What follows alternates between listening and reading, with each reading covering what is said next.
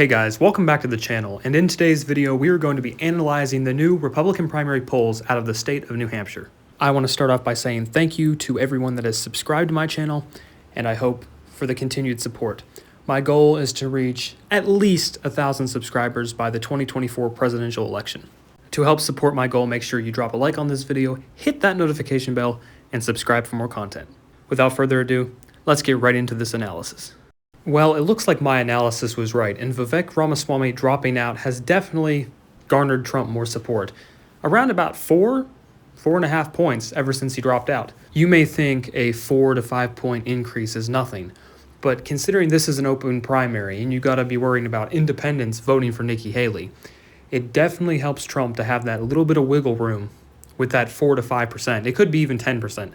We don't know how much Vivek would have really gotten. After seeing Nikki Haley's rise lately, this is definitely great news for the Trump campaign, and I bet the Trump campaign is starting to feel confident about winning New Hampshire. Is it going to happen? We're just going to have to wait and see, but things look like they're looking good so far. We have DeSantis down here at 5%. He started out doing decently, and then he announced his campaign, and then he had a downward spiral from there.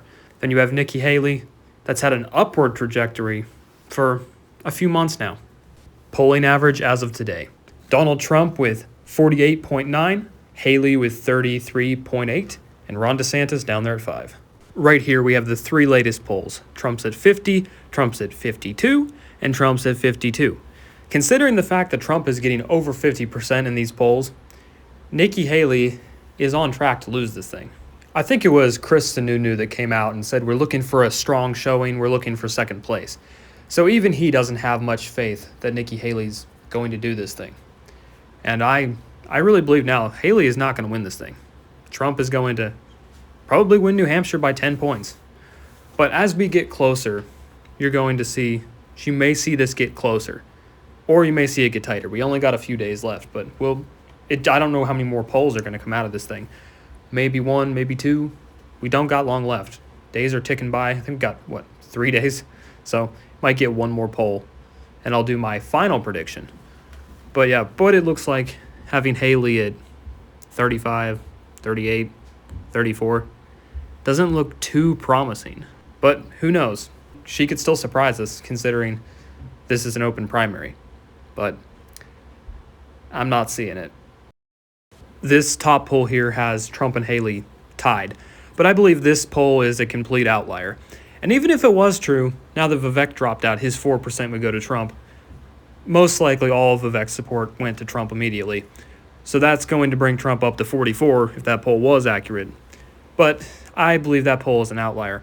But if you look at some of our older polls right here, we have this one right here at Trump's at 44, Haley's at 28. But as these candidates started to drop out, their support started to go different directions. And it looks, obviously, in the other polls, it seems like DeSantis' support has dropped. Ramaswamy's support went to Trump. Chris Christie, I think his support kind of split evenly. It seems like Trump gained some of Christie's support, which, doesn't make sense considering how much he attacks Trump. But who knows? That's what it's looking like. Here's the oldest poll on this list. You have Trump at 45. You have Haley at 31. You have Christie at 9. Ramaswamy at 6. And DeSantis at 6. And obviously, these candidates have dropped out, except for DeSantis. I don't really understand why DeSantis is so unpopular in New Hampshire, considering he's in second place in most other states. My opinion of DeSantis is really not that bad. I think he's a good governor. But other than that, he's not presidential material. He's just, He doesn't do very good on the debate stage. He sounds like a robot. And Nikki Haley, she seems like a Bush-type Republican, not someone I would want anywhere near the White House. Considering Ron DeSantis is going to come in third place in New Hampshire, I'm wondering if he'll drop out after New Hampshire if he has a very horrible showing of 5%, 6%. Will he drop out? I don't know. I would drop out if I were him, but I'm not him. I think he plans on staying in till Super Tuesday. If he does, he's going to get crushed in every state. Honestly, though, I am kind of looking forward to DeSantis losing his home state of Florida. That would be very funny to watch, the embarrassment on his face, and how he would try to defend his decision to run. If DeSantis would have just waited till 2028, he probably would have been the Republican nominee. But at this point, he's probably screwed up his chances of ever becoming president. And once again, I don't really think he's really that good of a candidate. Once again, he sounds like a robot. With Trump averaging about 15 points or more above Haley, I don't see her having a chance in New Hampshire. She could surprise us and do a little bit better, but she is on track to lose this thing. And any of Trump's opponents, DeSantis and Haley, are on track to lose every single state to him. I really think it's about time for them to get out of this race, drop out, and endorse Trump. Let's come together as a party, quit wasting money on attacking each other, and spend it against Biden. This is the problem because you have DeSantis and Haley in here dividing the party, which DeSantis at this point isn't really dividing the party because he's kind of just fading. Haley, on the other hand, I believe she's firing more attacks at Trump. But when you think about it, though, a lot of Haley's support isn't even Republicans, it's Democrats. But all these ads and everything, the negativity, it doesn't help when we are going to try to work together to defeat Biden. Best thing to do is for these two candidates to just drop out and endorse Trump. Now, I will say that there's a lot of DeSantis supporters that are butthurt because their candidate, is failing like the polls said he would. Butthurt, and they're saying they're going to vote third party, or they're just not going to vote. I want to have a quick message for them. You may not like Trump, you may not like his personality, but you know good and well, and a lot of these DeSantis supporters do, that Trump advanced conservative policies as president. Who cares about the whole vaccine thing? Who cares about that? When you look at what happened, you have Democrats complaining Trump didn't do enough, and you have Republicans complaining he did too. And you have Republicans complaining he did too much. Like, who's right there? I think Trump's approach being down the middle was all right. Did he do perfect? No. Could have he done better? He could have done better. But when you think about it, to go against the Democrats' point, when Biden got in there, more people died of COVID under Biden than died under Trump. So it didn't matter who was president, people were going to die of COVID. I just want to say to all the DeSantis supporters that freak out that Trump shut down the country and they're so butthurt about it, you do understand if Trump wouldn't have shut down the country and wouldn't have done anything against COVID, it would have completely sunk his chances of ever winning re-election at all. And Biden still would have gotten there anyway and destroyed the economy. So it really is a non-factor. I don't believe in the beginning it was a bad thing to, lock down the country. We didn't know how bad the virus was at that point. We didn't really know anything about it. So locking it down at the beginning was fine. Now you had all these Democrat cities and stuff that held on to lockdowns for, 2 years? That was a problem. But I think Trump's approach to COVID wasn't that bad. And I think everyone just needs to get back on board.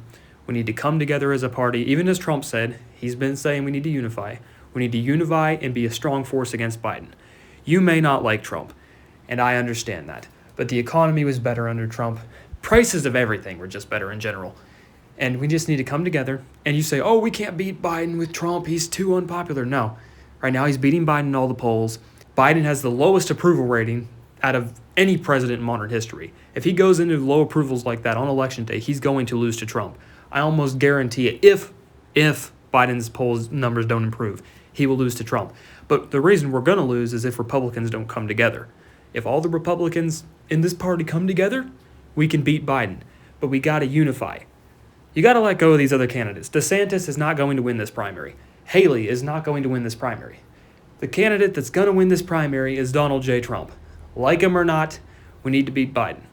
In a lot of ways, Democrat voters are a lot smarter. Why are they smarter? Because they stick together. When they have a candidate, they rally behind them and they support them. And they've done that ever since 2016. Why did Trump lose to Hillary? Because a lot of butthurt Bernie supporters went over and voted third party, or voted Trump, or didn't vote at all. And that definitely helped Trump win.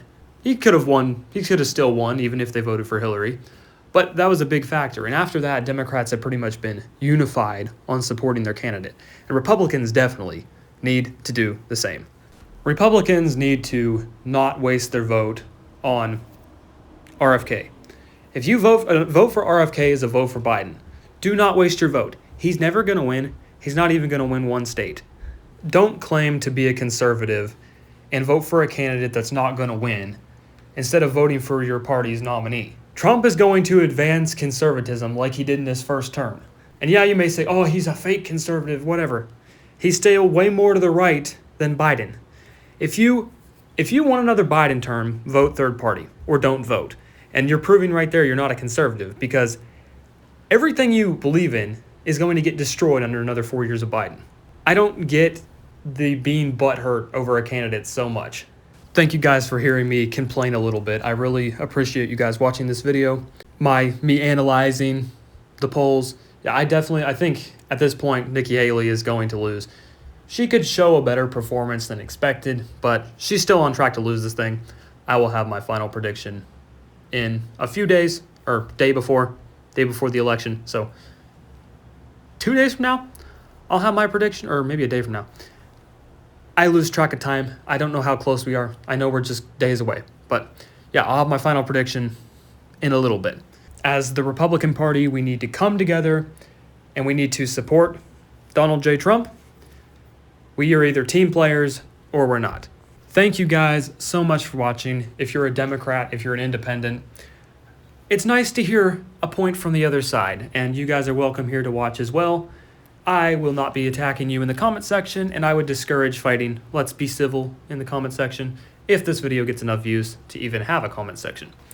Alright guys, thank you guys for watching, and as always, don't forget to drop a like on this video, hit that notification bell, and subscribe for more content. And as always, peace out.